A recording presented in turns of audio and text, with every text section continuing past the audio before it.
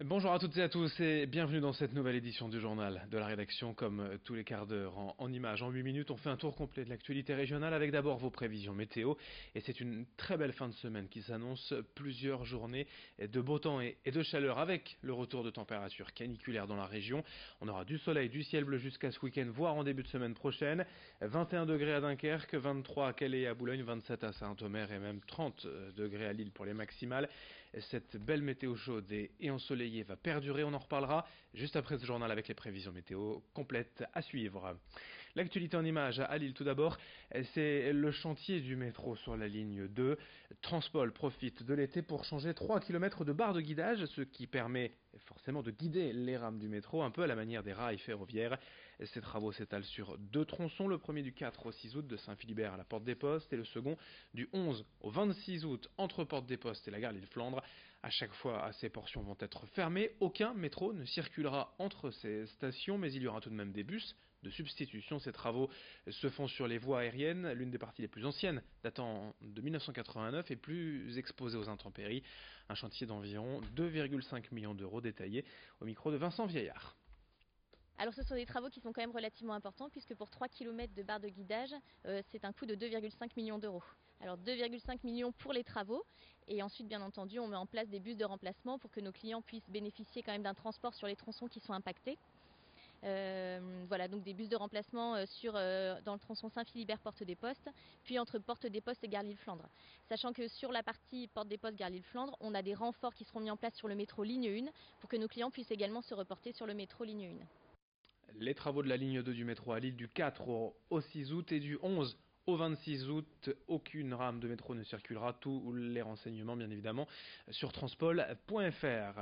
On évoquait en préambule la météo et la canicule. Autre conséquence, depuis plusieurs jours, des maraudes sont organisées à Lille pour aider les sans-abri, eux aussi confrontés à la chaleur, car contrairement à ce que l'on pourrait croire, on constate chaque année plus de décès durant l'été que l'hiver chez les SDF.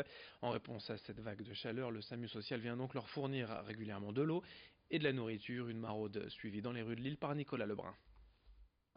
Mercredi, 16 heures au CMAO de Saint-André-les-Lilles. Dernier préparatif avant la maraude alimentaire sur l'île. 50 paquets contenant nourriture et eau vont être distribués de 17 heures à 22 heures.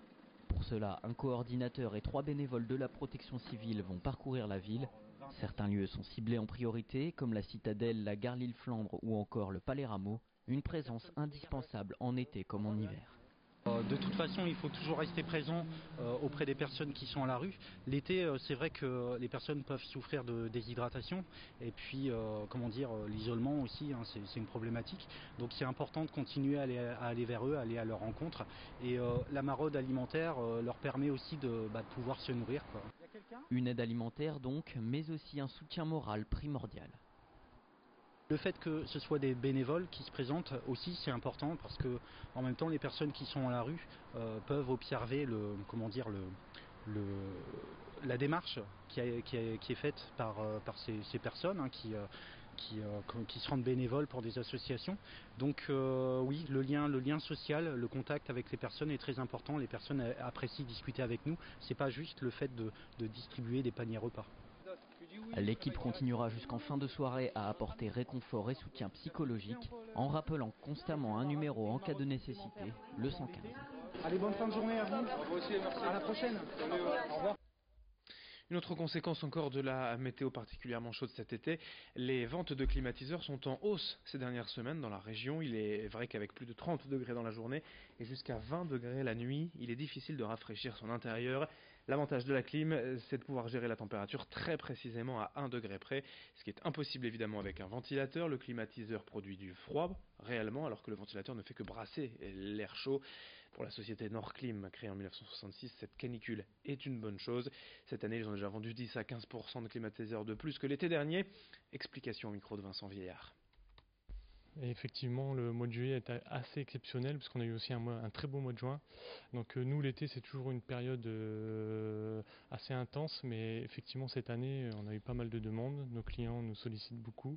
Après, on est organisé, on a l'effectif qu'il faut, on a décalé des congés. Et on est toujours prêt l'été à pallier à ce genre de demandes.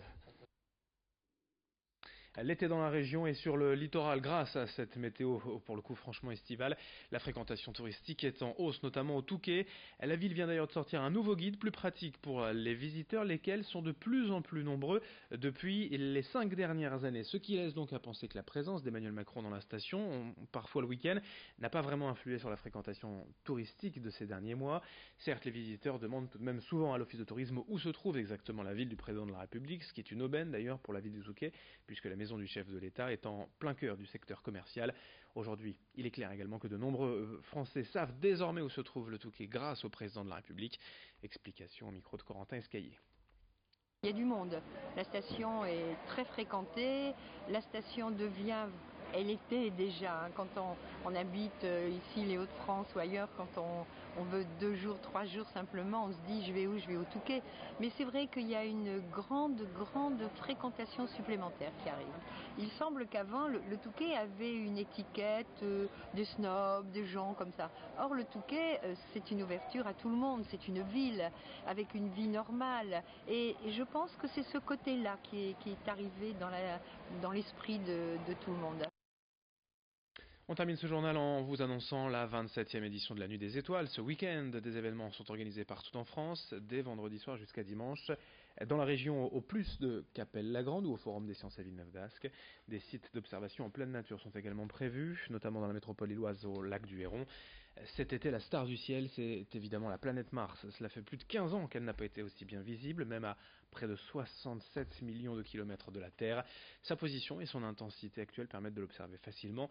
Et normalement, la météo devrait être ce week-end beaucoup plus favorable que la semaine dernière lors de l'éclipse de lune. Explication tout à l'heure lors de notre prochaine édition. Restez bien avec nous. En moins de 7 minutes à présent, un nouveau journal de la rédaction. À suivre également d'autres infos, d'autres images avec notamment vos prévisions météo. Merci de votre fidélité et très belle journée à toutes et à tous.